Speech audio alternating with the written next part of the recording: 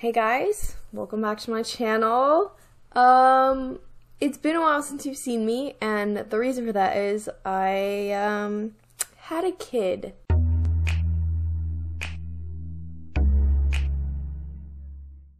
So, if you can't tell from the title of this video, I'm going to tell you about my birth story. So it's not anything crazy, at least in my opinion. Like, I've heard crazier stories, but I thought I would, you know, hop on here and tell you guys my story, and because why not? And maybe he's sleeping right now, but maybe you'll get to meet the little guy at some point. I'm sure he will wake up at some point. Before we get started, please hit that subscribe button if you haven't already, and follow me on my Instagram and my Twitter, and let's just get started. Okay, so first off, his due date was November 22nd, so the day before Thanksgiving, and I was really hoping that he would be late because I didn't want him to be a Thanksgiving baby, and I didn't want him to have like a chance of becoming a Thanksgiving baby either, because like Thanksgiving isn't the worst holiday to share a birthday with, but like sharing a birthday with any holiday is just like not it. So I was like really not wanting that, and I've heard a lot of times that the first kid is usually the one that takes the most time, so they usually kind of go over past their due date. So I was like, okay, that works for me. He won't be born on Thanksgiving or have a chance of having a birthday on Thanksgiving, and that's fine by me. Yeah, that didn't happen.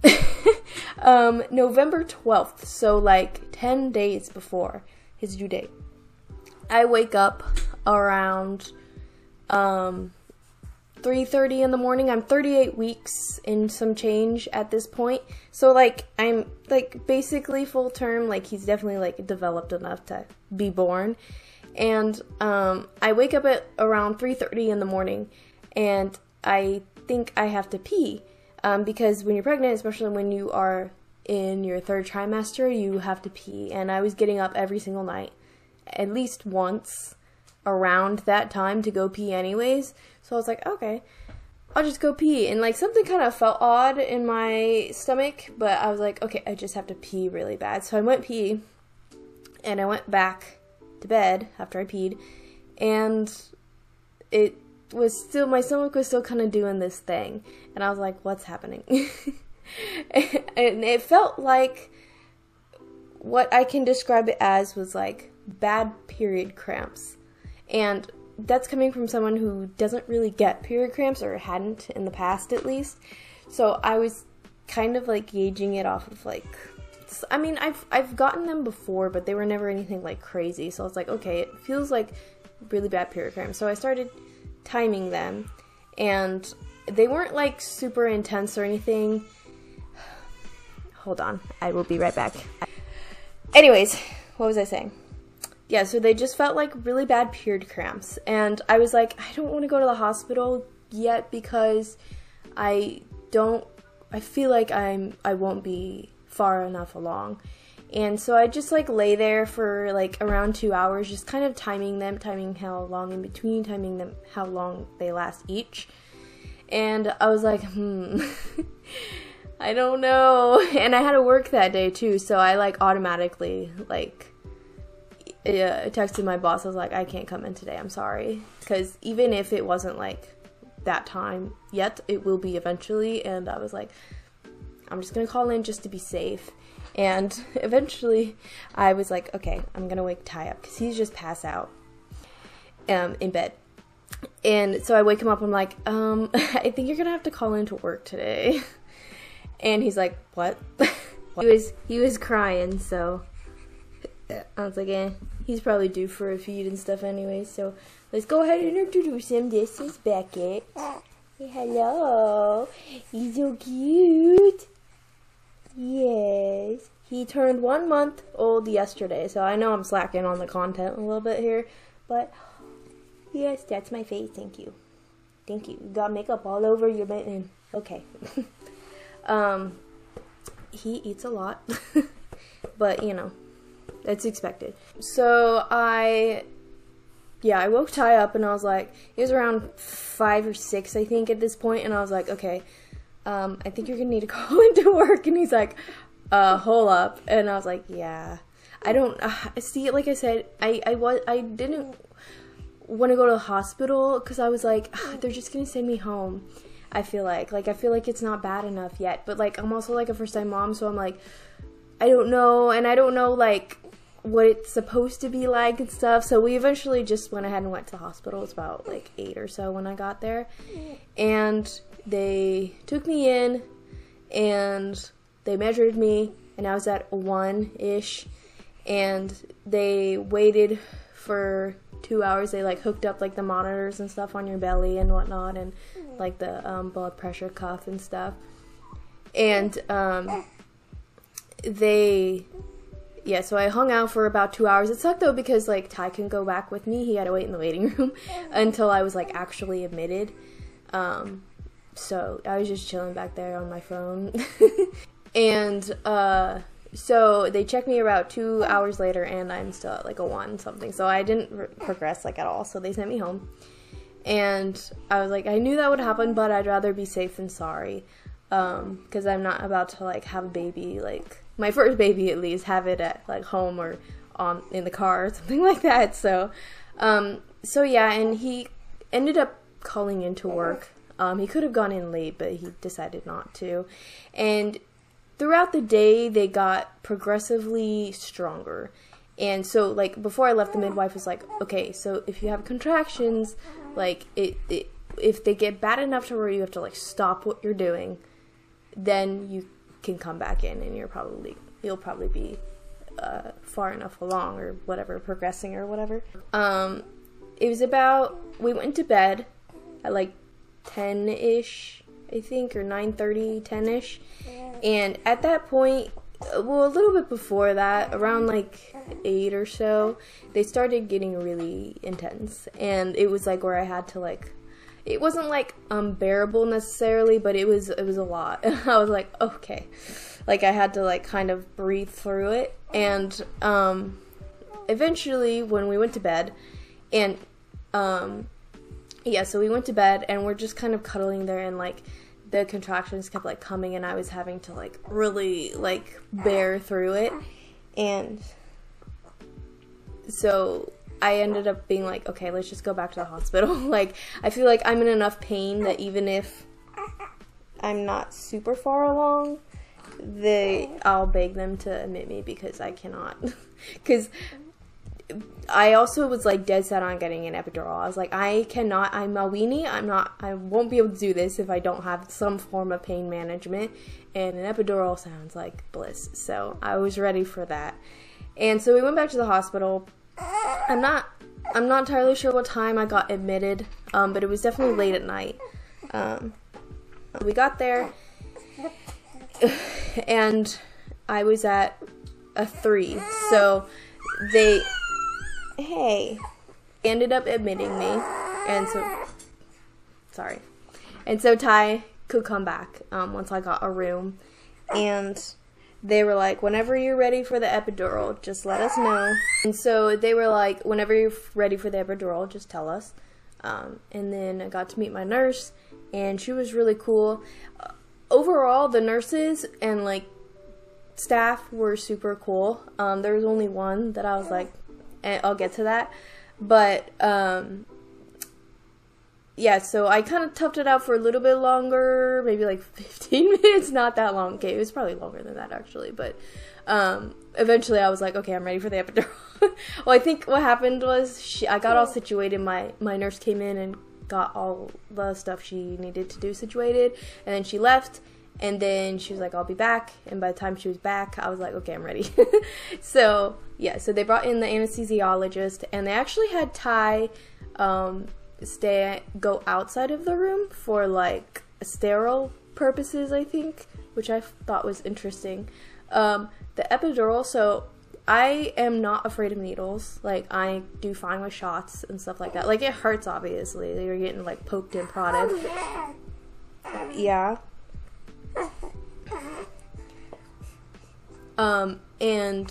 But like I can tough it out. It's fine. This was very interesting. Like, I was scared going into it because like it's a needle. I didn't see the needle though. So, and what happens if you don't know what an epidural is? Like, a lot of people talk about the needle. For me, it was the catheter. So it's like a catheter they shove up your spine, essentially. And that's how you, like, get your epidural. And so I was like, okay. It felt really weird.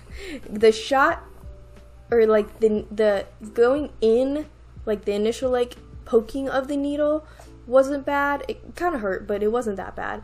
But you could feel him put the catheter up in your spine, and that was not enjoyable. That was not enjoyable, I will say.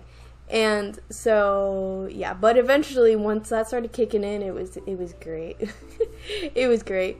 And he said I was a really good patient as well. And then they like once he puts it in, he like does like a little shocky thing. I'm not sure what he was doing back there, but he was like, "You'll feel a shock. Tell me where you feel it." And I'm assuming you're supposed to feel it in the middle. And I did. I felt it on the right side a little bit, and also in the middle. And so eventually, like, it was like kind of like my kind of left pelvic area wasn't like, it was working, but it wasn't working as much as it was in other places, if that makes sense. Like, it was definitely working better on the right side, but it was like tolerable. And once I like hit my little button, it got better. But yeah, so I got the epidural and I was chilling. And then they checked me. Actually, I think they checked me before I got the epidural. And I was at a 6. No, sorry. I think, okay, so I got the epidural, and then, sorry, it's all like a blur, I feel like. Like, it feels like it, I don't want to say it feels like it didn't happen, but like, that's kind of how it feels. Like, I don't know how to explain it, but yeah. But yeah, so, they let me kind of chill for a little bit overnight around, I think, 3, I want to say, in the morning, or 7. I can't remember. It was like early in the morning. They checked me and I was at a 6. So I was progressing pretty well, I feel like. And they say that like getting to like the 6 and the 7 is like the part that takes the longest or something like that, or like the hardest part. I don't know, because maybe after that it like starts progressing a little more and faster.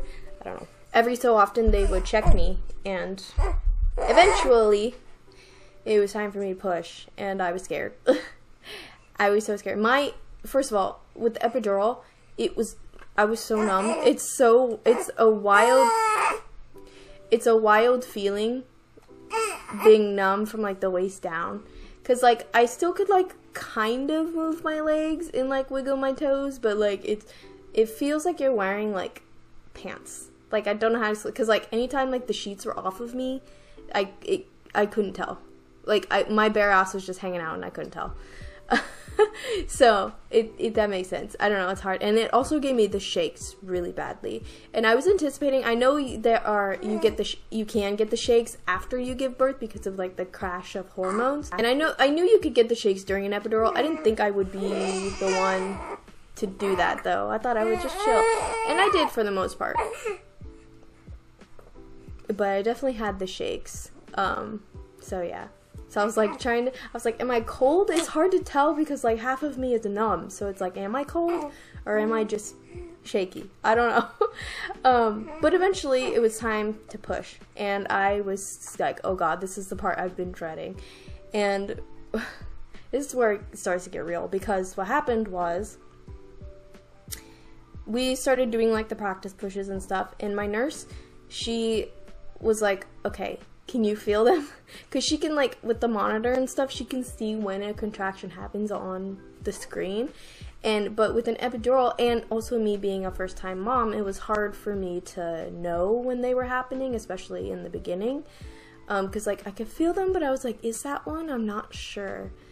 And so she ended up pausing the epidural so that I could actually feel the contractions. And I was like, oh my God, no. And she's like, don't worry, like it takes about an hour for it to wear off, you'll be fine. Man, eventually it just started getting real, okay? I was really feeling the contractions. It was all in my back. It was all back labor. Like, I could feel it in the front too, but, sorry. The worst part was in the back. It was terrible. Oh my God. And there was nothing I could do about it. And apparently, he was also, so what happened was, what I was saying before this was, I was dilated enough, but he wasn't far enough in the birth canal. And we figured out the reason for that was because he was sunny side up. So what happened was I was pushing on my back for a little bit. I tried pushing on my side because I didn't really want to be on my back, but apparently he didn't like that, so we ended up switching to the back. But once they figured out that he was sunny side up and that's why he wasn't getting down far enough, they had me go to my hands and knees, which was fine also, but that sucked eventually because I started getting to that point where your body like takes over, and if you've given birth and you know what I'm talking about, like where the contractions are super intense, you're pushing whether you want to be pushing or not. It was terrible. And being on my hands and knees was bad too because my legs were getting so tired. It was terrible. And then eventually I had to throw up also, so that was cool. And anytime I started pushing when I was on my hands and knees, they were like pushing on my back and stuff to like try to help flip him or something like that, and they were having me like rock side to side. And it was not fun. It was not fun. And eventually they flipped me back over and I was like, oh bless. And they were like, okay, we're gonna turn your epidural back on, but it didn't kick in time. I was still dying. So, oh yeah, I forgot. They actually gave me Pitocin. I'm so scared of Pitocin, dude. Like, because I heard the contractions on Pitocin are like no joke, and I was like, okay, I'm on the epidural, it'll be fine. But eventually, since they paused it, that was probably part of the reason why it sucked so bad. But yeah, so they gave me Pitocin in hopes of him getting farther down, but yeah. But anyways, eventually they had me flip back over and on my back, and I was pushing and stuff, and Ty was great. So what happened with Ty was he was the nurse actually like made him help. So like anytime I started pushing, he would count for me, like count to 10 and stuff. So that was great. I liked that they involved him so that he wasn't just there, you know. And my nurse, the nurse I got there when I first got into the room was cool. She was super cool, younger. I liked her a lot. The nurse that I had the next day, also during labor, she was nice, but she was really odd. She was older, and she was like talking about some weird like conspiracy type stuff, and I'm like, do you talk about this shit to like all of your patients? Because this is weird. Like, she was talking about like population control type stuff and like poisoning the food, and I'm like, okay, this is cool. Awesome.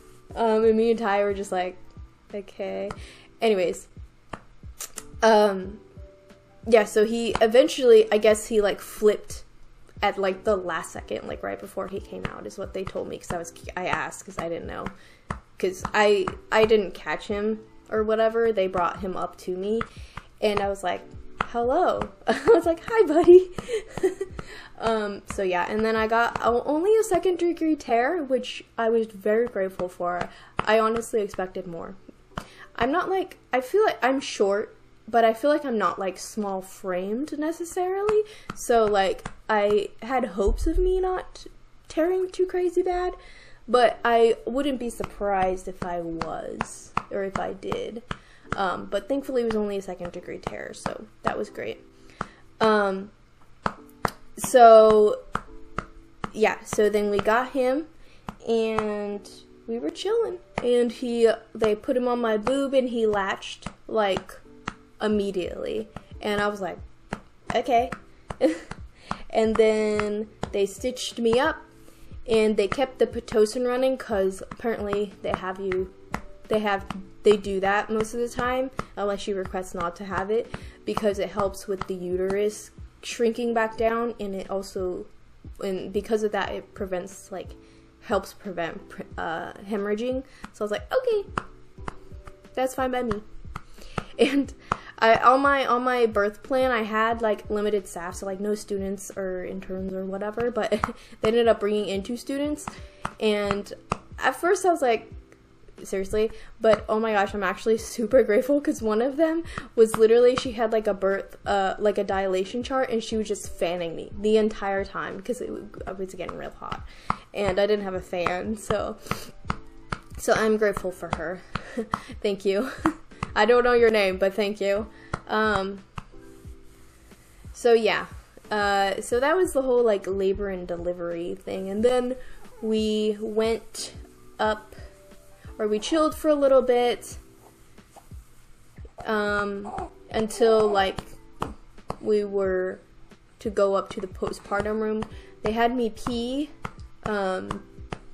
before we left, and before we went to the other room, I mean, and that was interesting.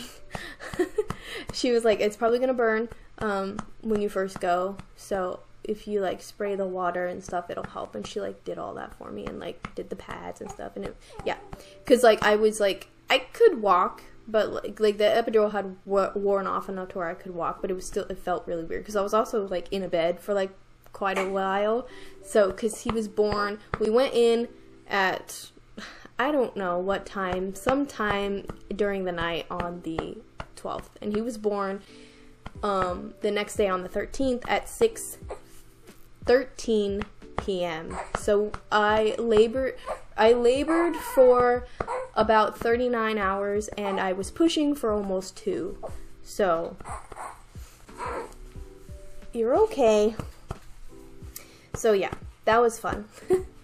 But most of the labor was fine because I was on the epidural and I was just sleeping the whole time. But once like I was pushing, that was when it was like, okay, you know. So yeah, and then Ty got some skin-to-skin contact before we left for the other room as well. And then they moved us to the other room, and initially we were in this one room and it had like a chair in it for him and the bed for me, and I was like, ooh, I'm sorry. But they eventually, and then they decided to move us to a suite. So I don't know why, but thank you. So it was like a room with me and my bed, and then like a connecting room with a table and a couch that like folded down for him to sleep on. And then like the bassinet, of course. And so yeah, and then we just chilled. We slept and chilled for the rest of the night, and then the family visited us the next day. They actually kept us there for 2 days, not quite 2 days. We ended up leaving, so he was born on the 13th, so it was a Monday, and we left around noon, 11:30, I think, on Wednesday. So I was surprised. I thought you usually only stay for like 24 hours, but they kept us longer than that for some reason. I don't know why, but yeah. But he passed all of his tests and stuff to go home, and I passed all mine. They gave me like stools. This might be TMI, but whatever. They gave me stool softeners to like help me like go, so it wouldn't like hurt too much and stuff. But I was so not wanting to poop because I was scared that I think my brain was like not letting me poop. But I was tooting, so I was passing gas, so I think that was the only reason that they let me go home, was because they knew that if I was passing gas then there wasn't like any obstruction or anything, because I think if you're not pooping or passing gas, then they can't let you go home yet or something like that, because there might be something wrong. But since I was passing gas, they would let me go home instead of waiting for me to poop. And he got his poop too, finally, on the second day. I was worried because I was like, when is it gonna happen? And then he didn't poop for like a few days after that, and I was like, okay, dude, you gotta poop, man. I don't want to take you to the hospital again. So, not again, but you know what I mean. So yeah, and then we went home, and the family had come down, and they were already here when we got here. Well, Ty's mom and his aunt. That was thunder. It's storming out right now. Ty's mom and his aunt had come down when we told them, or told his mom, that I had gotten admitted, and she ended up, her and his aunt came down the next day because they were like, we're just going to sleep through the night, like, we're obviously not going to get there in time to, because I'm from Missouri, so it's like a 20-hour drive, so they're obviously not going to get there in time for him to be here, and I didn't want any vet sitters at the hospital anyways, at least like waiting for me in the waiting room, because that stressed me out. I didn't want people waiting for me, you know? So yeah, but they visited the next day, and then that night, the rest of the family came down, and they were supposed to stop and stay the night, but they ended up not. So they got here like 1:30 in the morning, and we were up anyways because of him. But the dogs were like freaking out because they like recognized the voices and stuff, and they were like, "Oh my god!" But we were like, "No, just go back to sleep. We'll talk to him later in the morning, okay?" So yeah, and that's it. Like I said, nothing super crazy. The craziest thing was them having to pause the epidural, and it fucking sucked. So the back labor, not it. Not it. But yeah, he's so cute though.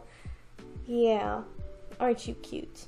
His skin has gotten a lot better. He started developing pretty bad baby acne, and usually it's because of like the hormones in the breast milk, because I breastfeed. So yeah, but his doctor said it was fine, and then he actually had like a little rash, but it's gotten a lot better.